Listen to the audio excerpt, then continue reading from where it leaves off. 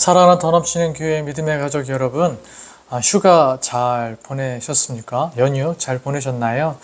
특별히 가족들과 함께 다들 이번 연휴들을 보내셨을 텐데, 가족들과 함께 뜨거운 사랑들을 나누고 행복과 기쁨을 나눈 그런 연휴 기간이 되었는 줄 믿습니다.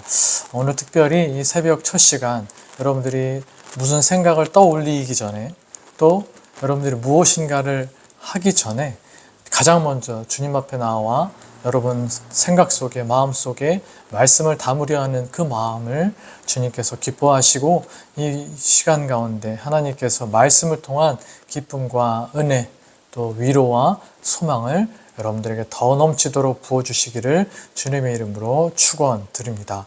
오늘은 여러분들과 함께 시편 119편 81절에서 96절까지의 말씀을 함께 묵상하도록 하겠습니다.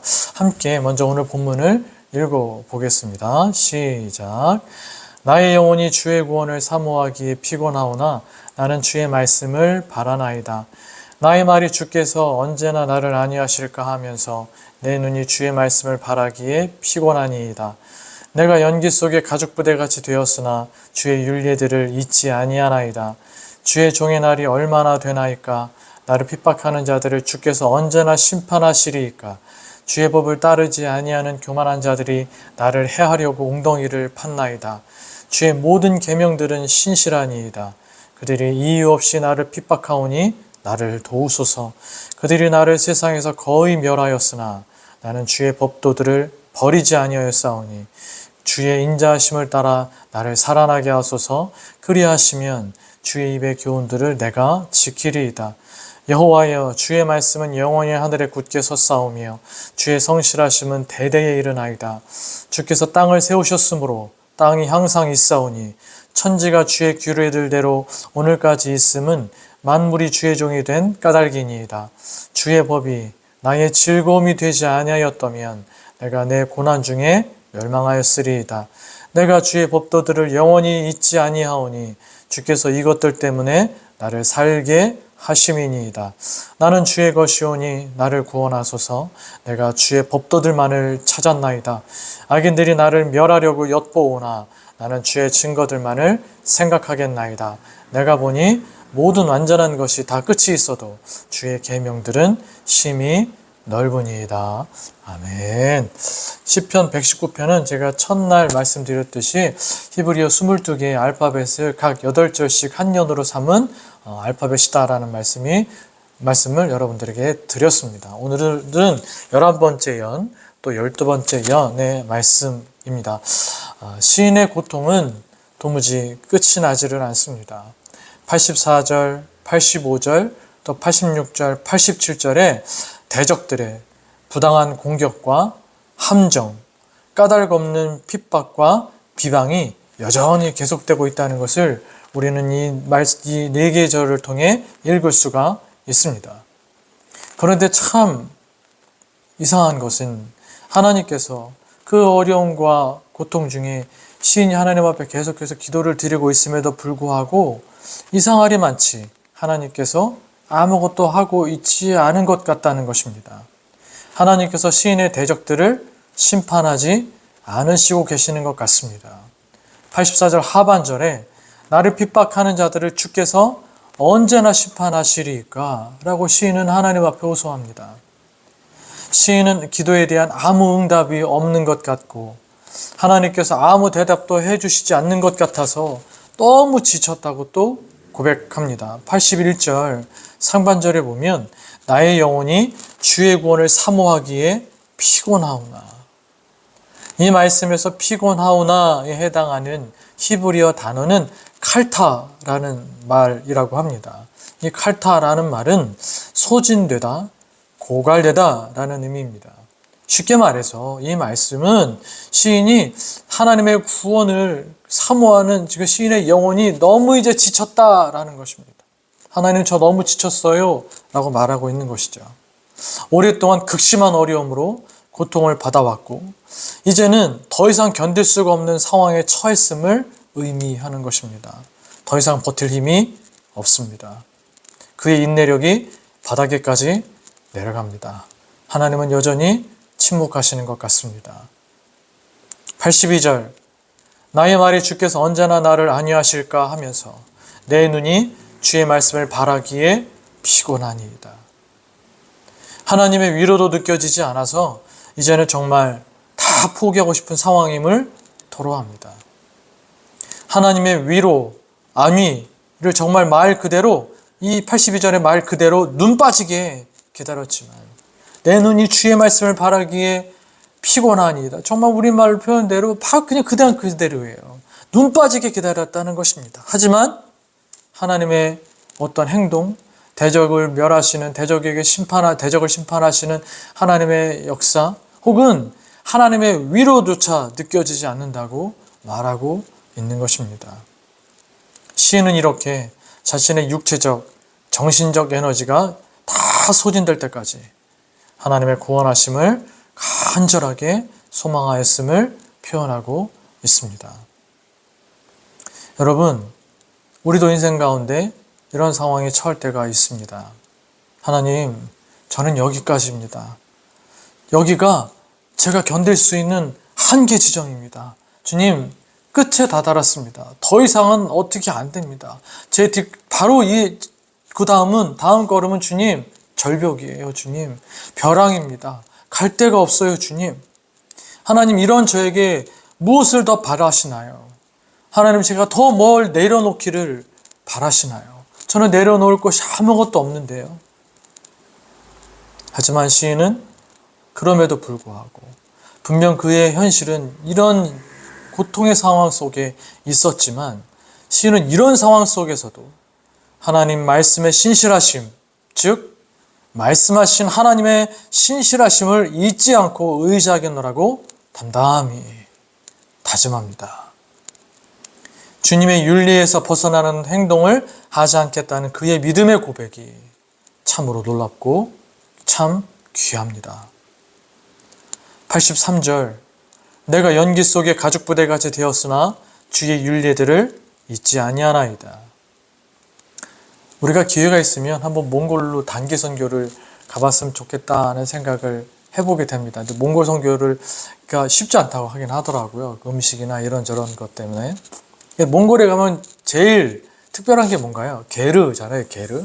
몽골의 주거 형태가 이렇게 우리가 지금 살고 있는 것들 현대적 시설들도 물론 있지만 아직도 제가 오늘 말씀 준비하면서 이렇게 찾아보니까요, 아직도 38% 이상은 게르에서 사는 분들이 많다고 하더라고요. 도시는 평균이 또 38%가 넘는 거지, 뭐 도시는 한 20 몇 프로. 근데 이제 시골로 가면 66%, 67% 정도가 아직도 게르 생활을 한다라고 하더라고요. 몽골의 게르. 이 게르라는 게 사실은 몽골이 유목민들이잖아요. 몽골만 유목민은 아니잖아요. 고대 이스라엘들도 그랬고, 그리고 베두인족이라고도 하는데, 다 또 유목민들이었잖아요. 몽골 가까이에 있는 이제 예전에 터키라고 불렸던 튀르키, 투르크족이라고도 하는데, 거기도 유목민들인데, 거긴 또 유르트라고 부르는, 그러니까 몽골의 게르나, 튀르키의 유르트는 이제 같은 거죠. 서양 사람들은 유르트가 더 익숙하고, 우리는 이제 몽골이 아무래도 이렇게 한 시간도 두치라고, 게르가 더 우리는 이제 익숙한 이름이기도 한데, 이게 뭐 크게 다르지 않고요. 거의 그 구조나 이런 게 흡사하다고 하더라고요. 그 말로 유추해 볼 때, 짐작해 볼 때, 고대 팔레스타인 유목민들의 천막 생활도 비슷했을 것이다 라고 우리가 생각해 볼 수 있을 것 같습니다. 우리가 게르 하면 떠올려지는 그림들이 있잖아요. 우리가 TV를 통해서 보기도 했고, 그 안에 뭐 이렇게 가전제품도 있지만, 그 게르 한가운데에 난로 비슷한 난방기구, 또 거기서 조리를 하기도 하고, 뭐 이런 일종의 화로 같은 게 있잖아요. 여러분, 당시 유목민들은 가죽으로 만든 부대, 자루라고도 할 수 있는데, 우리 영화 같은 데 보면 끝에 이렇게 마개가 달려있고, 이렇게 우리 위장같이 생긴 이런 자루, 부대. 여기에 물이나 우유, 포도주 등을 넣어서 보관했는데, 특히 포도주나 우유를 빨리 발효시키기 위하여 그 게르 한가운데에 있는, 그 천막 한가운데에 있는 화로에 불을 피우고 그 위에 자루를, 그 부대를 매달아 두었다고 합니다. 그럼 이제 그 열 때문에 이게 얼른 이게 발효가 돼서 우유는 치즈가 되기도 하고 포도주는 더 맛있는 이제 생 포도주에서 이제 잘 숙성된 포도주가 되기도 한다라고 하는 것이죠. 그런데 이제 그 부대, 그 가죽 부대를 그렇게 불 위에서 사용을 하면 할수록 가죽이니까요. 불이 있으니까 끓음도 있을 거 아니에요. 그러니까 그 부대가 그 연기에 점점 더 검게 그을러지고 그 처음에는 부드럽고 탄력이 넘치는 가죽도 계속 뜨거운 열에 노출이 되다 보니까 불에 노출이 되다 보니까 딱딱해져서 나중에는 더 이상 쓸 수가 없게 되고 버려버린다는 것이죠. 여러분 오늘 83절의 말씀 내가 연기 속에 가죽 부대같이 되었다라는 이 시인의 고백은 자신이 당하고 있는 이 혹독한 고난, 그 검게 자신을 그을르는 그 매캐한 연기, 숨막힐 듯한 연기, 그것뿐만 아니라 그 뜨거운 불에서 올라오는 그 불의 그 고통, 그것과 같은 정말 그렇게 혹독한 고난이 자신의 삶의 자리 가운데 있고 그렇게 짙은 연기에 그을리고 불에 타서 쓸모없어진 가죽 부대처럼 자신의 삶이 자신의 인생이 그러하다라고 비유하면서 자신의 처지가 그렇게 그을리고 딱딱해진 가죽 부대, 더 이상 쓸모없어 버려지게 되는 가죽 부대와 같은 상황이지만 그럼에도 불구하고 주님의 율례를 잊지 않겠다고, 다시 말하면 그 주님의 율례, 주님께서 가르쳐 주시는 우리가 반드시 지켜야 되는 하나님의 뜻을 끝까지 지키겠다고 다짐하고 있는 것입니다. 하나님만이, 주님께서 주신 구원의 약속의 말씀만이 그의 유일한 희망임을 믿으며 절박한 마음으로 하나님께 매달리고 있는 것이죠. 오늘 본문의 말씀 92절 이후에 나오는 말씀 중에서도 이 시인은 자신이 그 고난을 통과할 수 있었던 건 이 주님의 율례들에 대한 즐거움이 있기 때문이다. 그 즐거움 때문에 제가 이 고난을 주님이 극복할 수 있을 것입니다 라고 고백하잖아요. 또 그 주님의 율례, 우리에게는 부담스럽고 너무 어려운 반드시 해야 되는 의무, 이런 것들이 사실은 자기를 살린다라고도 시인은 고백하고 있잖아요. 사랑 믿음의 가족 여러분, 제가 잘 아시듯이 자꾸 이 얘기를 자꾸 꺼내서 좀 죄송하긴 하지만 올해 제가 암수술 10년차, 만 10년차가 되는 해거든요. 2015년 12월 31일 날 수술을 했으니까. 수술을 하고 나서 감사하게도 교회에서 한 3개월 정도 휴무 기간을 주셨을 때 제가 한 게 사실은 많지 않아요.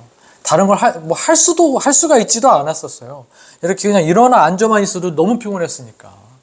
간을 그렇게 많이 잘랐으니까, 절반 이상을 잘랐었으니까요. 얼마나 피곤하겠어요. 간 때문이, 이런 광고도 있지만, 피곤한 건 간 때문인데, 그 간을 제가 반 이상을 잘랐으니까, 뭐만 하면 피곤했었죠. 근데 그때 제가 한 건 사실은 많지 않은데, 아침에 그냥 일어나서 말씀을 읽고, 그 읽은 말씀을 묵상하면서 한두 마디씩 노트를 하는 거였어요. 그때는 제 마음속에는 하나님이 주신 마음이겠죠. 말씀만이 생명이라는 생각을 하나님께서 주셨어요. 오늘 시인의 고백을 제가 보면서 너무 그때가 오버랩이 됐어요. 그 말씀이 참으로 하나님께서 저에게 지적하시면서 회초리로 그 무서운 병을 주시기도 하셨지만 그 말씀이 결국은 또 그 말씀으로 제 영혼을 또 하나님께서 이렇게 책망하기도 하셨지만 그 말씀을 제가 계속해서 붙들어야 된다는 마음을 하나님께서 주셨고 그 힘든 상황 속에서도 제가 오전, 오후에 계속 그 말씀을 읽고 그때 시편 말씀 진짜 많이 읽었거든요. 시편 말씀만 읽었죠, 사실은. 그 시편을 읽으면서 하나님께서 그 안에 생명, 살려주신다는 말씀, 회복, 위로 이런 말씀을 거기에 완전 집중돼서 완전히 제 안에 그런 말씀으로 채운 거죠. 내가 죽지 않고 살아서 여호와께서 하신 일을 전하게 하소서, 이 말씀도 있거든요, 시편에. 그런 말씀들로 제 안을 계속해서 채웠던 거예요.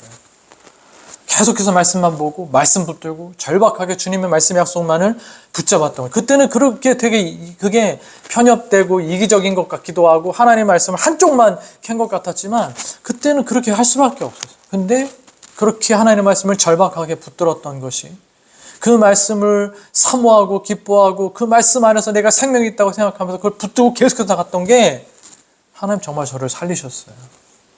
제가 10년 차에 건강하잖아요. 하나님 은혜일 수밖에 없죠. 말씀의 능력인 것이죠. 여러분, 말씀을 붙드십시오. 말씀이 여러분을 살립니다. 이게 살린다는 게 그냥 우리 영혼을 기쁘게 만들어주시고 우리 영혼의 고통을 이런 게 아니라 실제로 살립니다. 실제로 말씀의 능력이 우리를 영적인 어려움뿐만 아니라 육신의 질병으로부터도 살립니다. 여러분, 이 아침 시간 바빠서 이어폰으로 듣는 이 새벽 성찬의 이 말씀 한 구절, 저를 통해 여러분에게 주시는 이 묵상 한마디가 또 전철을 타고 가며 또는 점심시간에 짬을 내어 여러분이 눈으로 읽은 성경 구절 한 절이 주일 예배 때나 이제 앞으로 우리 교회도 진행하게 되겠지만 성경 공부 등의 그런 시간에 저를 통해 여러분들에게 들려지게 되는 한마디의 말이 또 우리가 주일 예배 끝나고 나서 셀 모임에서 다른 사람들의 입을 통해서 여러분의 귀에 들려오는 여러 이야기나 말씀이 하나님의 위로와 위안이 되어 혹은 하나님께서 부으시는 생명이 되어 우리를 다시 이렇게 세우기도 하고 삶의 방향을 바꾸기도 하여 주시는 줄 믿습니다. 절망과 고통 가운데 있던 우리를 다시 일으켜 세우셔서 걷게 하시고 슬픔과 아픔 속에 있던 우리의 마음을 위로하셔서 우리에게 기쁨과 소망을 가지고 우리가 걸어가야 할 우리 인생의 길을 걷게 하시는 영적인 계기가 되게 하시는 줄 믿는 것입니다. 때로는 하나님께서 붙여주신 사람과의 식사 한 번, 밥 한 그릇이 하나님의 위로가 되기도 합니다. 예수님께서 죽으시고 나서 제자들이 다 도망갔잖아요. 갈릴리로 돌아간 어부 제자들이 있었잖아요. 그 어부 제자들이 예수님께서 찾아가셔서 만나시고 나서 하신 일이 뭔가? 요한복음 이제 마지막 장에 나오는데 밥 지어주신 거였거든요. 아침밥을 만들어 주셨어요.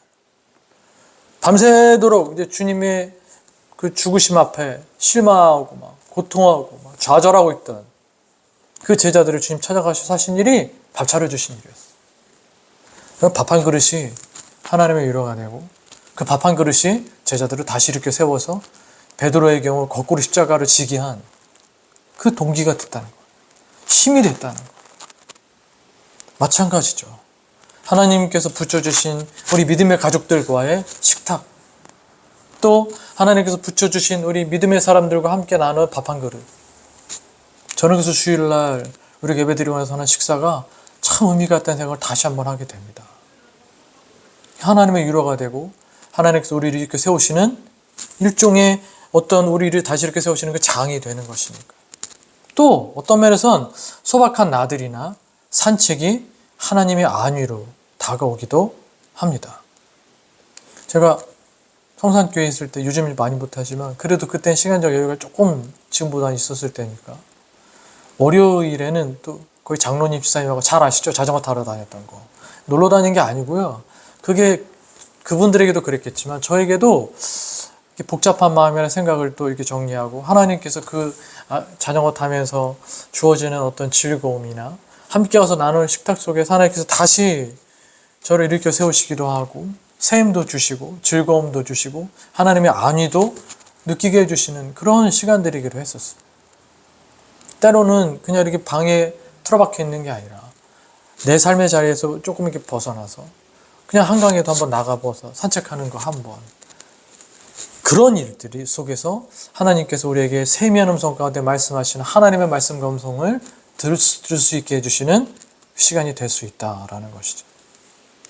우리가 아무리 피곤하고 모든 것이 소진되는 것처럼 느껴질지라도 여러분 그런 순간에 하나님께 집중하면 하나님 말씀이 들립니다. 하나님의 손길이 느껴집니다. 우리의 마음을 만지시는 하나님의 그 따뜻한 손이 느껴집니다. 사랑하는 믿음의 가족 여러분, 끝이 보이지 않는 고난 속에서 우리를 지탱해 주는 것은 하나님의 영원한 말씀, 다시 말해서 변함없는 약속의 말씀입니다. 내가 너를 구원하겠다. 내가 너를 끝끝내 내 능력의 오른손으로 너를 붙들어 주겠다. 물 가운데로 행할 때, 불 가운데로 지날 때 내가 너를 보호하겠다. 그 변함없는 약속의 말씀인 것입니다. 영원하신 하나님과 그분의 약속의 말씀만이 우리의 희망이고 우리가 걸어야 할 유일한 길이며 의지할 수 있는 유일한 분인 줄 믿습니다. 우리가 이와 같은 하나님 말씀에 희망을 걸고 그 말씀만 온전히 따르면, 온전히 순종하면 신실하신 하나님께서 당신께서 주신 말씀의 약속대로 대적들을 물려주시고 우리의 모든 곤란과 환난을 없이 하여 주시며 우리가 흔들리지 않고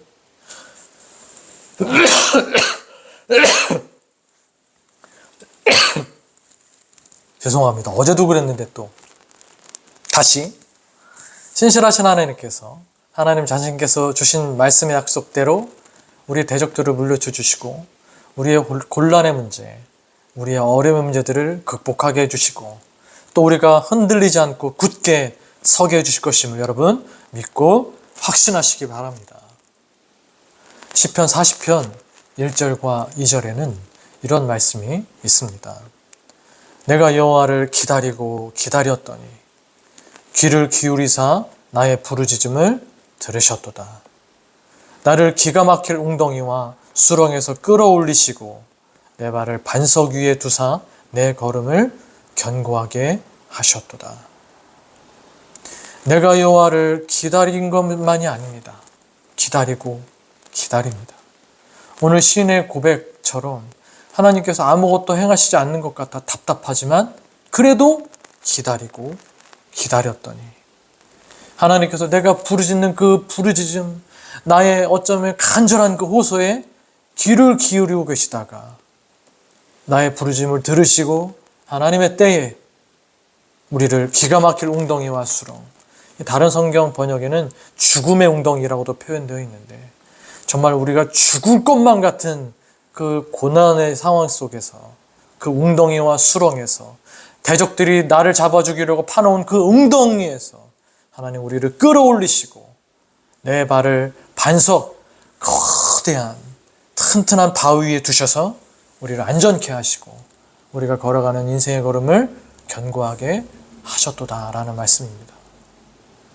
하나님을 바라보고 하나님의 약속의 말씀을 의지하여 오늘을 견뎌내고 내일도 잘 견뎌내고 또 모레도 견뎌내고 그렇게 오늘 본문의 시인처럼 인내하고 또 인내하며 기다리고 또 기다리며 우리에게 주어지는 하루하루를 잘 견뎌내어 살아가다 보면 그 어느 날 하나님의 때에 우리를 고통스럽게 했던 고난의 현실에서 우리가 빠져나와 있게 될 줄 믿습니다.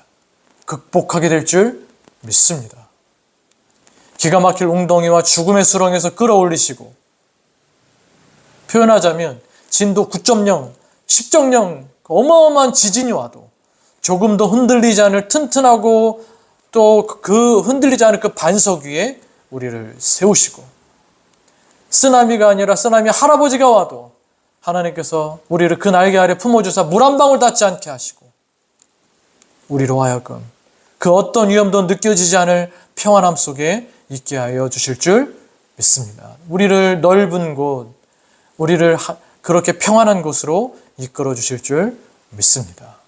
그리고 우리가 걸어야 할 인생의 걸음을 힘차게, 당당하게 걸어 나갈 수 있게 하여 주실 줄 믿습니다. 다시 한번 강조합니다. 기가 막힐 웅덩이와 수렁, 즉 고통과 고난의 현실 속에서도 우리가 주님의 윤례들을 잊지 않고 그 뜻을 온전히 붙들고 살아갈 때, 그 뜻에 온전히 순종하며 살아갈 때 그것이 우리에게 생명의 근원이 되어 우리를 결코 흔들리지 않을 큰 바위 위에 두사 안전케 해주시고 우리의 걸음걸음도 힘차게 하사 인생의 길을 잘 걸어가게 해주실 것이라는 이 약속의 말씀, 말씀의 약속을 굳게 잡고 확신하며 우리 손 붙들어 주시는 주님과 함께 오늘을, 내일을 우리가 살아가게 되는 모든 인생의 나날을 잘 살아내시는 믿음의 가족들 다 되시기를 주님의 이름으로 축복해 드리겠습니다. 저도 그런 여러분들을 응원하면서 계속해서 중보하며 기도하겠습니다. 잠시 기도하시겠습니다. 고맙고 감사하신 아버지 하나님, 오늘 이 귀한 말씀을 통해 저희를 위로하여 주시니 그 은혜를 감사를 드립니다. 하나님, 우리의 오늘의 현실이 힘들고 어려울 때가 분명히 있을 것입니다. 정말 죽을 것 같이 고통스럽고 이유 없는 어려움, 이유 없는 비방, 까닭 없는 여러 가지 고난이 우리를 찾아올 때가 있을 것 같습니다. 하지만 그런 때라도 우리가 그 문제에 함몰되지 아니하고 문제만 바라볼 것이 아니라 문제 너머에 계시는 하나님, 그 문제보다 크신 하나님, 모든 문제와 고난의 해결자가 되시는 하나님만 바라보게 하여 주시옵소서. 하나님의 약속의 말씀을 우리가 굳게 붙잡고 매달리게 하여 주시옵소서. 하나님의 율례를 우리가 어떻게 하든지 하나님 아버지 늘 잊지 않고 기억하며 그 율례대로 살아내어 그 율례 하나님의 말씀이 하나님께서 우리를 생명길로 인도하시는 그 놀라운 은총을 받아들이는 저희 모두가 될 수 있게 해주시옵소서. 오늘 우리가 있는 고난의 바다, 고난의 강 속에서 아버지 하나님, 우리가 끝끝내 주님 바라볼 수 있게 해주시옵소서. 주님의 말씀 붙들고 살아갈 수 있게 하여 주시옵소서. 그렇게 우리가 어느 날 주님의 손 붙들고 하나님 아버지 찬란한 주님의 영광의 빛을 받으며 넓은 곳에서 든든한 반석 위에서 하나님 아버지 우리의 인생길을 하나님 걸어가게 해주실 것을 믿고 오늘을 잘 견뎌낼 수 있는 저희 모두가 되게 하여 주시옵소서. 하나님 간절히 바라고 소망하오니 우리 사랑하는 더 넘치는 게 모든 믿음의 가족들 하나님 붙잡게 해주시옵소서. 하나님 붙들게 해주시옵소서. 하나님께 매달리게 하여 주시옵소서. 절박한 심정으로 하나님만 바라보며 오늘을 잘 살아낼 수 있게 하여 주시옵소서. 고난을 극복할 수 있게 하여 주시옵소서.